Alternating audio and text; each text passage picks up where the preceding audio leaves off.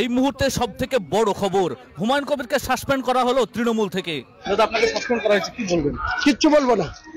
আমি পার্টির বিধায়ক পদ থেকে কালকে রিজাইন করে দেবো এবং নতুন পার্টি 22 তারিখে 22 তারিখে নতুন পার্টি হচ্ছে। 22 তারিখ। আচ্ছা, এই যে আজকে এসেছিলেন, কোনো কারো চিঠি পেয়েছিলেন কি না? হ্যাঁ, চিঠি তো পেয়েছিলাম ভাই। তার মানে মঞ্চে ডেকে সাসপেন্ড করা, এটা মানে অপমানজনক মনে হচ্ছে না? সে জবাব দিব, জবাব পেয়ে যাবে, কোনো চিন্তা নেই। ভরতপুরের বিধায়ক হুমায়ুন কবিরকে সাসপেন্ড করা হয়েছে তৃণমূল থেকে। আর তারপরেই হুমায়ুন কবির সভাস্থান থেকে মেজাজ হারিয়ে বেরিয়ে যান।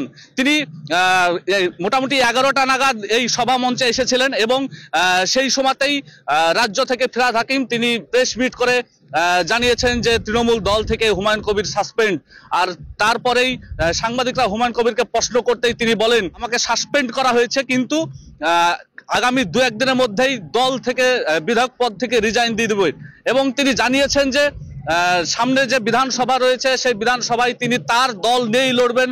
আগামী 22শে ডিসেম্বর যে দল, নতুন দলের ঘোষণা করেছিলেন, সেই দল তিনি অবশ্যই তৈরি করছেন এবং ঘোষণা দিচ্ছেন, এবং সেটা নিয়ে যে কার্যক্রম রয়েছে তা অনেকটাই এগিয়ে রয়েছেন এবং 135 আসনে তিনি লড়বেন। তার বক্তব্য শুধু তৃণমূল এবং বিজেপির বিরুদ্ধেই তার লড়াই হবে। এই নিয়ে এখন বর্তমানে সরগরম মুর্শিদাবাদ জেলা।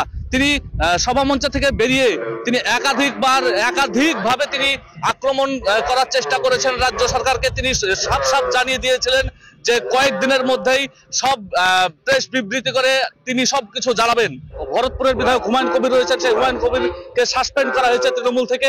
আর তারপরেই মেজাজ হারিয়ে একদম মঞ্চের বাইরে বেরিয়ে আসেন। কারণ এই যে কিছুদিন থেকে যে বিস্ফোরক মন্তব্য চলছিল, যে বাবরি মসজিদ থেকে শুরু করে ওয়াকআপ আরো যে বিভিন্ন দলকে একদম অস্বস্তিতে ফেলে দিয়েছিল, তারপর থেকেই হুমায়ুন কবির যে নতুন একটা দল গঠন করবে বলেছিলেন 22শে ডিসেম্বর, সেই দিকে তাকিয়েছিলেন সাধারণ মানুষ। কিন্তু আজকে যে বহরমপুরে মুখ্যমন্ত্রীর জনসভা রয়েছে, সেই জনসভায় তিনিও কিন্তু এসেছিলেন। হুমায়ুন কবির তিনি নিজে এসেছিলেন এবং তিনি আসার পরে যেটা জানিয়েছেন যে হুমায়ুন কবিরকে দল থেকে সাসপেন্ড করা হয়েছে। তিনি সরাসরি জানিয়েছেন যে সাসপেন্ড শুধু না, কয়েকদিনের মধ্যে বিধায়ক পদ থেকে ইস্তফা দিবেন এবং 22শে ডিসেম্বর তিনি যে দল গঠন করার কথা জানিয়েছিলেন সেটা একদম 100% সেই দল গঠন হবে এবং 135টা সিটে তিনি লড়বেন।